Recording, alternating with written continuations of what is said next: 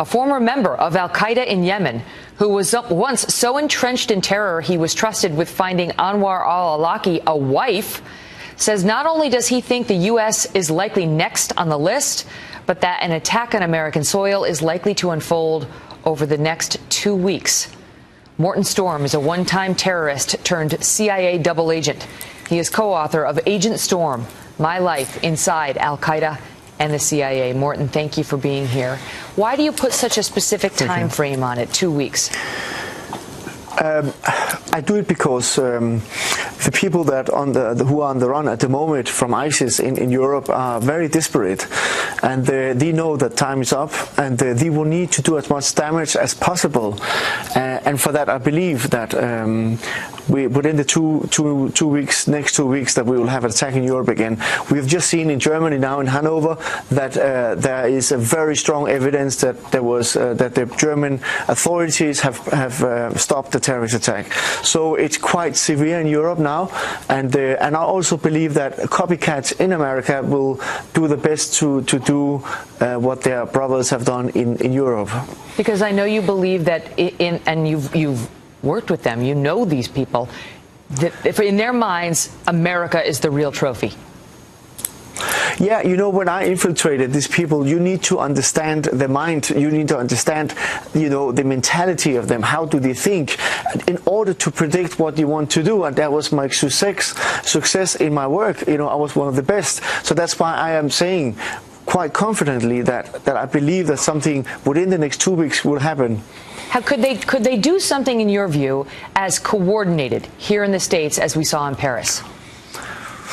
You see, it's a bit different from over there, because your borders are quite more tight, but you have also a lot of weapons like handguns, machine guns that people can get hold of, and we have seen that before, that you will have lone wolf attacking, you know, the barracks from the army and other places. But I think this time they could also target target the civilians, such in, you know, shopping malls or other places like we have seen in France. How conscious do you think they are of the fact that we're going into a holiday season here in America that happens to be a religious holiday for many millions? Yeah, but that's what they want. This is terrorism. So the terrorists want to make people afraid to live a normal life. So what they do is to terrorize them mentally, so they're too afraid to go outside. You know, Prophet Muhammad said in a hadith in Sahih al-Bukhari, in this one here, he said, I was made victorious by terror.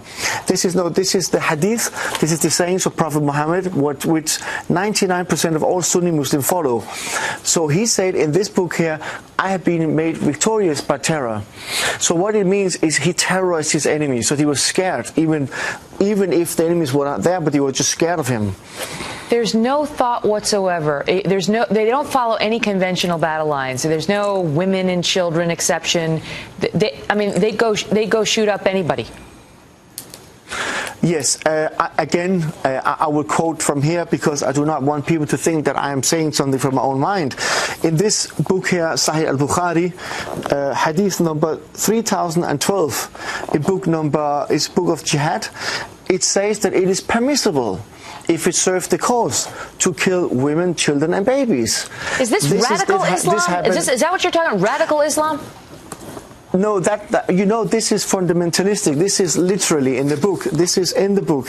So this is not me saying it or somebody else. This is Prophet Muhammad who ordered that said it's permissible to kill civilians, even children and babies, if it justifies the cause. I mean, Morton, how is civilization supposed to combat a group like that? See, that's what I'm trying to call for, a reformation of Islam. Islam needs to be reformed. As Islam is today, it's violent, it's intolerant and very dangerous for the whole world. It's a supremacist, you know, ideology which has the aim of being totalitarian, like taking over the world. I mean, let me just quote something from the Quran here, you know.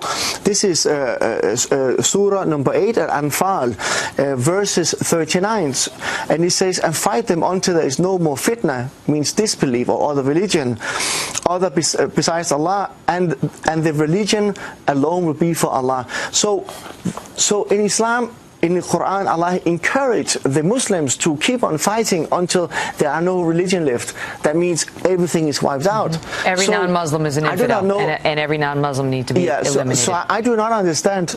I do not understand how we make peace with these people as long as they believe in this. Morten, thank you. You're welcome. Thank you very much.